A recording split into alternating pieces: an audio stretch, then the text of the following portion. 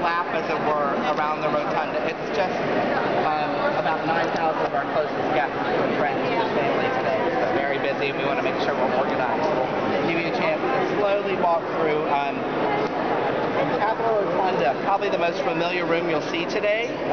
The Temple to Liberty. We think of this extraordinary building. Sure. People's House, our legislative branch. This is ceremonial. It's kind of unique. We have the wings of Congress on the side. So huge space, the scale, 18 stories. You can comfortably fit the Statue of Liberty in the room. It's about 60 feet to spare. It's changed dramatically through the years. It really had to keep up with the construction of the building. To our sides are the historical chambers of the House and the Senate. The Senate here, the first piece of the building, Washington, our first president, George Washington, laid the cornerstone in 1793, complete in 1800. We have 100 senators, super state even. The House, complete in 1807. Population, everywhere from 53 members in California to 1 member in Alaska, all by population. Census a couple years ago, you might recall. So those rooms are outgrown in only 50 years. We've developed the West from California, gives you context. So next we have the outer wings, the chambers for the Capitol, and those opened in 1857 for the House and 1859 for the Senate. So those are where our houses of Congress, those are the chambers where they're meeting today. They are in session. You can get a pass downstairs. You might even want to try tomorrow and visit those chambers. So this space comes in third.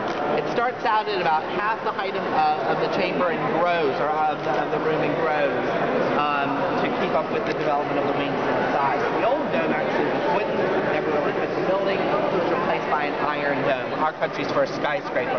It's about 9 million pounds of iron, complete in the era of the Civil War, 1860s. You'll see on the ceiling America's first fresco, like our version of the Sistine Chapel, painting over 4,600 square feet. It's designed to honor George Washington. There are themes of farming, science, business, the oceans, and industry. In mythology, you might recognize a couple of those stories there. And 13 women are our first state, honor them. E pluribus unum, an old Latin phrase out of many one. The stories under the windows are painted. They appear three-dimensional through a French technique known as trompe-l'oeil, to fool the eye. It's sort of a greatest hits of American life, as it were. Covers the big themes from the age of exploration through the American Revolution, Western development, and the dawn of the 20th century. The final scene is actually of the Wright brothers in 1903, right above the Western behind you. At eye level, early American history is on display, recorded here. Scenes of religion, Pocahontas, the American Indian princess, her baptism and marriage to John Rolfe. The Pilgrims, a reminder of religious freedom in the New World, their pursuit. Explorers from Spain, Columbus, and De Soto. Scenes of the American Revolution are behind me. They are by John Trumbull from Connecticut, recorded after the War of 1812. From 1819 to 26, we are a very patriotic nation. We begin to have our history kind of canonized through art. Here on the left is the best known story. It's on our $2 bills. Mr. Jefferson presenting the Declaration of Independence. A couple of battles, Saratoga, turning point in the war, and the final campaign, Yorktown in Virginia. The final scene where Washington resigns from his Continental, his post and commission in the Continental Army as general. So, little note, the women in the balcony, Martha Washington and the granddaughters, we don't believe attended. They were essentially photoshopped by the artists. We have many statues in the Capitol. That was a little art history humor, folks. I know it's very dry, so we'll continue on. We have 100 statues in the Capitol, 2 per state. Recent highlights, additions, Gerald Ford from Michigan, unveiled behind us.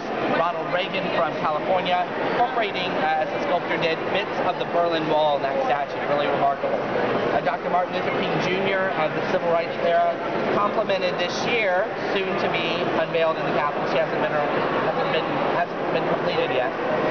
Statue of Rosa Parks, a full statue, references to the bust. We ourselves as staff don't even know the final end result, so it's kind of under wraps. So we'll be very excited to be unveiled later this year. Like Dr. King, she's commissioned by Congress. They reach into their pockets from time to time, pay for an artwork, like the American Revolution paintings, to honor an important individual or event in the nation's history. Perhaps the statue of one of you here one day. You never know. Anything's possible. Think about your legacy. You never know. So, we're we're going to do a quick lap. A final thought. Usually a reference point for the room: television, state funerals, John Kennedy and Gerald Ford and Ronald Reagan, Rosa Parks, the 1985 inauguration of Ronald Reagan in this space.